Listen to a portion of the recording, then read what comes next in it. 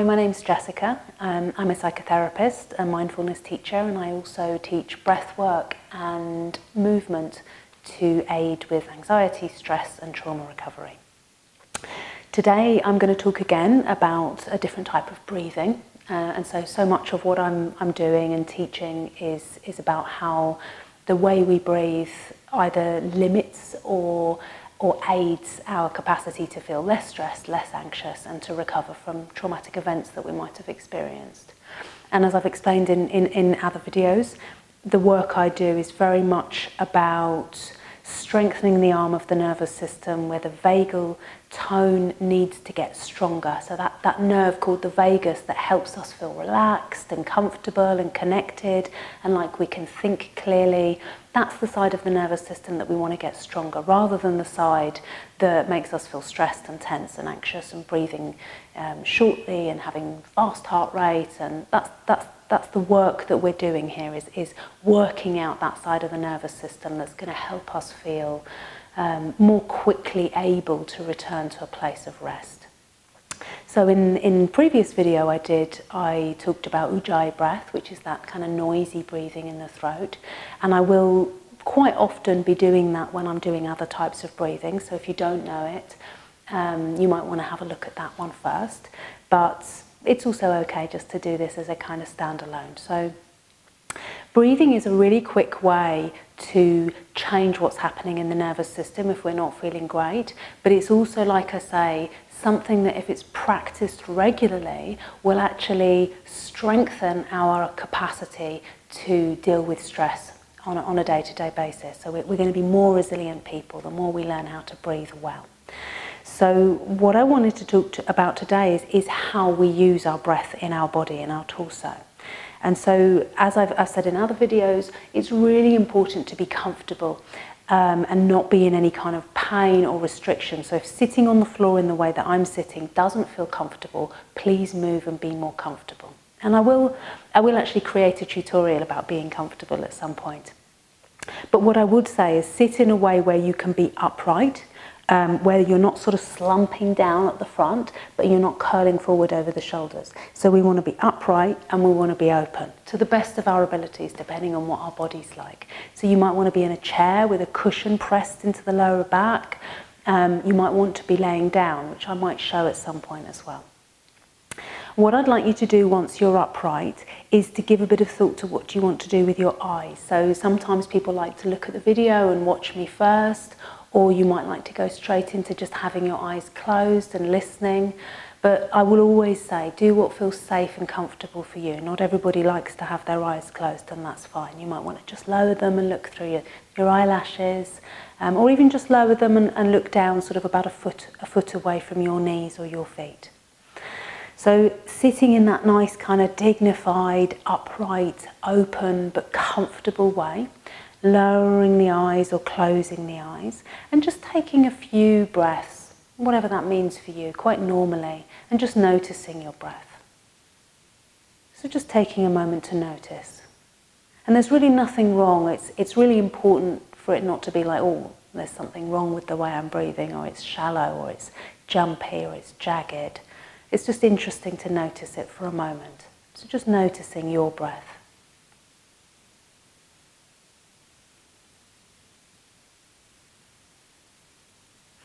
And then what I'd like you to do is to take one hand and place it sort of just up near the collarbone. And keeping that hand there, just continuing to breathe quite normally for now, just breathing quite normally. What I want you to do, keeping that hand there, is to see if you can feel any movement. And the movement might be really small and really subtle. But just seeing if you take your attention to that space, just underneath the collarbone, fingers might just reach the collarbone. You might lay your whole hand there. You might just put the fingertips there. But just notice if you can get any sensation. And you might not, like I say, and that's absolutely fine. But just notice what is there. Is there any movement? And then just lowering the hands and you can place it on either side of your body. You can use both hands or just one hand. So if I'm going to place my hand here on the side of my ribs, yeah, it might be more comfortable to reach across the body, whatever feels right for you. And the same thing, we're just going to see, can you feel your side ribs moving when you breathe normally?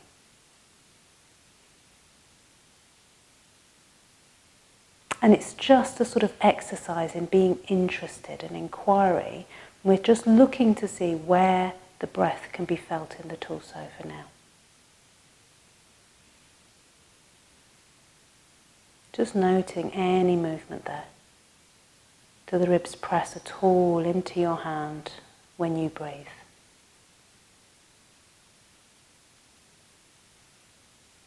And then sliding that hand round to the front of the ribs.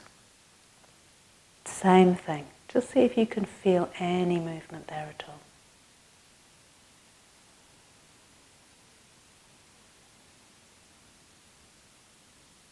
And then lowering the hand to sort of around where the belly button is, but kind of, like the top of the hand would be where the belly button is and the rest of the hand is just below. And so we're just having that hand there, and the same thing, lowering or closing the eyes, taking the attention to your hand and noticing any movement as you breathe naturally. So this isn't about making these parts of the body move right now, it's just about noticing if they're moving.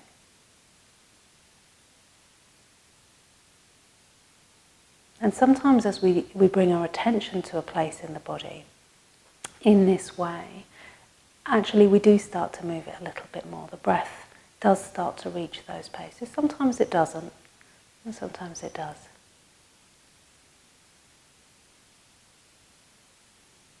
And then what I'd like you to do is place one hand on your chest and one hand stays down there on the belly. And what we're going to do now is we are actually going to change the breathing. We're going to alter the breathing.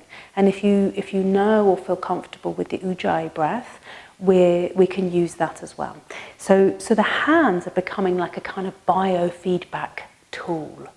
And they are letting us know whether things are moving or not moving. But we're going to really push now into this bottom part of the body.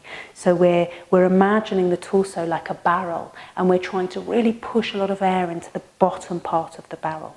And we're not going to worry too much about the top part moving, because on the whole, and especially when we're people who are using that half of the autonomic nervous system that's all about kind of stress and anxiety and fear, we tend to breathe up in our chest.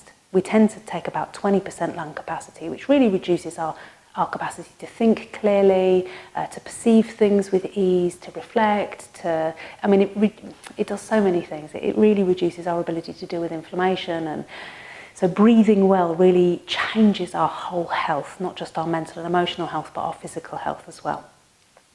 But for now, we're just gonna see. So whichever way round you want to be, one hand on the chest, one hand on the belly, and we're going to breathe in through the nose and out through the nose. Okay. So when we breathe in through the nose, we're going to make the belly really big. So if I show you on me what this looks like.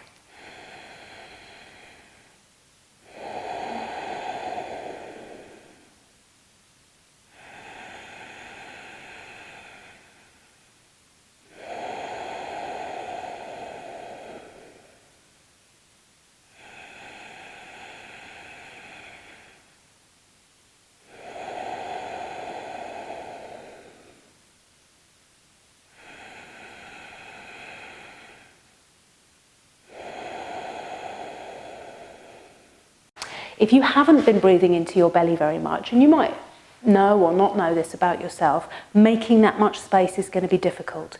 So there's something called the diaphragm, which is kind of an internal muscle that I always think of as like a belt, and it goes around this part of the body all the way around.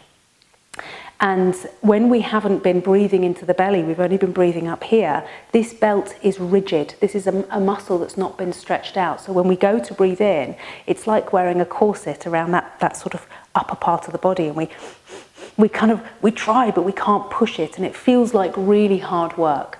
And it's only over time, as we keep breathing into the belly, that we start to stretch this muscle out and we use it more, and it becomes strong and flexible, not sort of rigid and frozen. Yeah? So if you look at babies, for example, when they're first born, you're going to see their bellies getting really big and really small. So that's a really natural way of breathing. So we're just going to have a little go today. And it's like with other types of breathing, the more you practice it, the easier it gets, the more you strengthen your vagal tone, the more quickly you return to a place of rest when you're feeling stressed and anxious. So let's have a go. We're going to breathe in through the nose. Belly gets big and out. Navel moves to spine. In through the nose, belly gets big. Out, navel moves to spine. And we're going to keep going like that. In and out. In and out. 3 more times like that.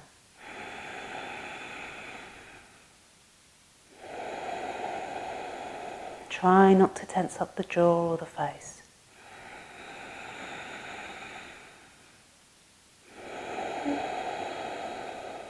One more in. And all the air out. Belly button to spine. So the more we practice that type of breathing, the more our lung capacity gets bigger, our diaphragm stretches out, and the more our nervous system, on that half that knows how to be relaxed and calm and feel safe, is being exercised. It gets stronger every time you breathe well. So it's just another one to practice, and I will incorporate that and the Luger breath into some other types of breathing moving forward as well. I hope you enjoyed that. Keep practicing, keep breathing. Take care.